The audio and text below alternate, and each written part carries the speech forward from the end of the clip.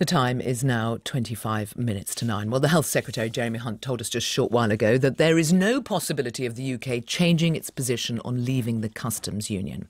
But an amendment to the trade bill was tabled last night by both Conservative and Labour MPs, trying to ensure that the UK stays in a customs union and a customs union that works on the same basis as the existing customs union.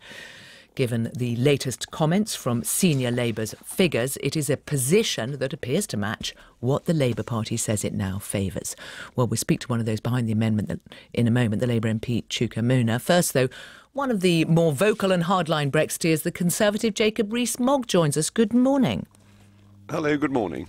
And this is the tabling of this amendment, the apparent moving of Labour position would suggest that whatever you managed to secure from the government now on what you might term a hard Brexit, leaving the single market and leaving the customs union, it can't get past the House of Commons. Well, we have to wait and see whether it will get past the House of Commons.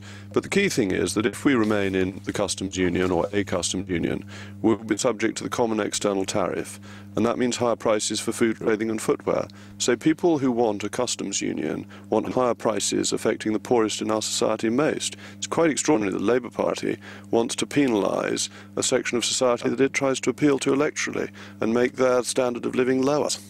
Of course, if we left the customs union, then we would be in a situation where, yes, we might be able to strike trade deals, but the common external tariffs would apply to anything we sent to the EU, so there would still be extra costs. No, hold on. The common external tariff would then be under our own jurisdiction. Do you think any sensible government would put an average 26% tariff on food and over 11% both on clothing and footwear, penalising the poorest in our society? But the costs would come in a different way. We've learnt that. We've been told that very clearly by the EU. You cannot have your cake and eat it. Where would they come? We wouldn't be imposing penalties on British consumers, and a lot of the goods that are protected under the common external tariff aren't made in the United Kingdom. For example, we protect Spanish oranges. Well, even in Somerset, which has the most glorious climate, we can't grow oranges. So, but the idea of something coming from the EU, where, you know, any trade that we do with the EU, there are going to be extra costs, and that is going to add costs here. Not that we're going to impose. Why should we impose any extra costs? We may not be imposing them, but the EU will. Well, we can try and negotiate an agreement as with Canada. That's what Mr. Barnier has himself suggested, that we have a Canada-based arrangement to allow free trade. And the WTO has systems for the recognition of standards. I think we're trying to find problems where they don't really exist, and we're trying to miss out on the advantages, which are cheaper food, clothing and footwear, as I said, particularly beneficial to the poorest in our society and giving them a boost to their standard of living. What would it do to agriculture in this tariff-free world? It depends how you impose the tariff and what you do in terms of regulation for our farmers at the same time. But the first thing to do, the easiest thing to do, is to lift all the tariffs on those goods that we do not produce in the United Kingdom, which I would like us to do on the 30th of March 2019, an immediate boost to our economy and an immediate boost to the standard of living of the poorest in our society.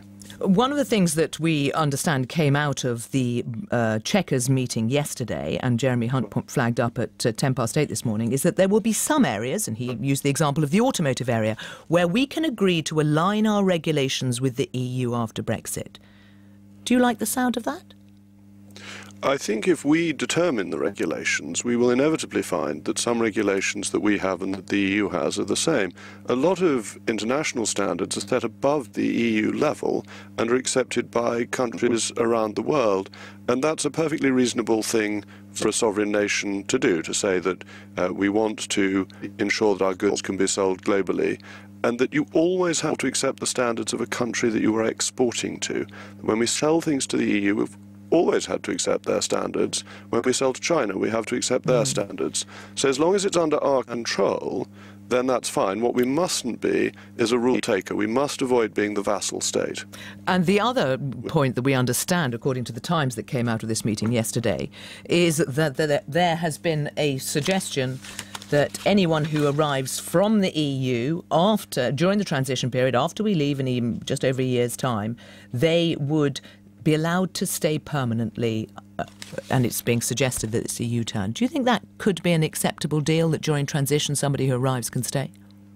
Well, Mrs May said when she was in China that she wasn't going to do that, and that people who came after we'd left would be subject to different conditions, which seems absolutely right.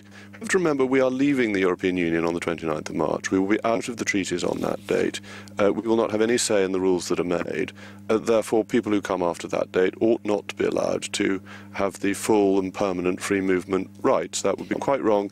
And they will know the conditions on which they come, which is important. So it's fair to people who come after that date. And I'd be astonished if Mrs May would make a U-turn of that kind. She's a lady of great backbone, and for her to come out of the European Union is, I think, unconscionable. Jacob Rees-Mogg, thank you very much. Well, as